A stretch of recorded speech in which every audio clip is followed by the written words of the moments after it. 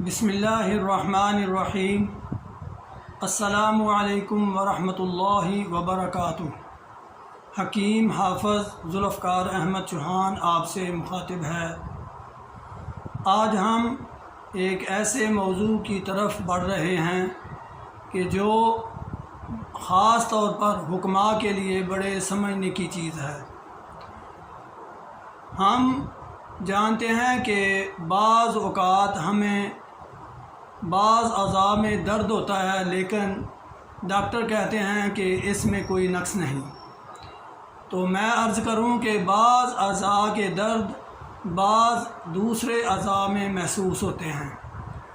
تو آج ہم اس کا ذکر کریں گے کہ کس جگہ پر سوزش اور ورم ہو اور اس کا درد کس جگہ پر محسوس ہوتا ہے۔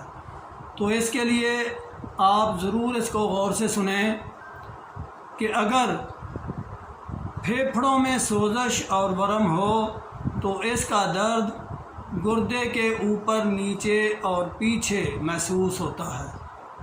اسی طرح اگر تلی اور جگر میں سوزش اور ورم ہو تو اس کا درد کندھوں میں محسوس ہوتا ہے۔ اس کے علاوہ اگر گردوں میں سوزش اور ورم ہو تو اس کا درد ٹانگ پر محسوس ہوتا ہے، ٹانگ میں اس کا درد محسوس ہوتا ہے۔ اسی طرح اگر مثانے میں سوزش اور ورم ہو تو اس کا درد پیشاب والی نالی اور خصیتین میں محسوس ہوتا ہے۔ اور اگر رحم میں ورم یا سوزش ہو تو اس کا درد سر میں اور کمر میں محسوس ہوتا ہے۔ یعنی یہ ایسے درد ہیں جو اپنی جگہ سے کہیں اور محسوس ہوتے ہیں اور ان کی تشخیص انتہائی ضروری ہے۔ معالج کیا کرتے ہیں کہ سر درد، کمر درد یا کندھوں کا درد یا لنگڑی کا درد دیکھ کر اس کے مطابق علاج کرنا شروع کر دیتے ہیں، اصل تشخیص تک پہنچتے ہی نہیں۔ بعد میں کہا جاتا ہے کہ یہ تو پتہ ہی نہیں چل رہا، اس کا آرام ہی نہیں آ رہا۔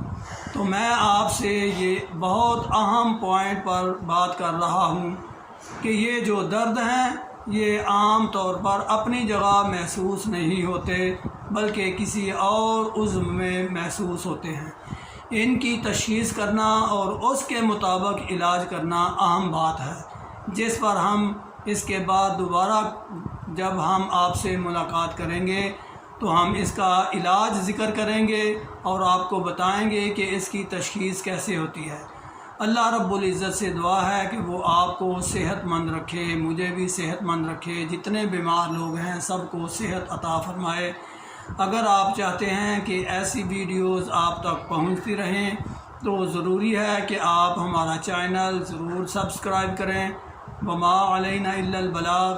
السلام علیکم ورحمۃ اللہ وبرکاتہ۔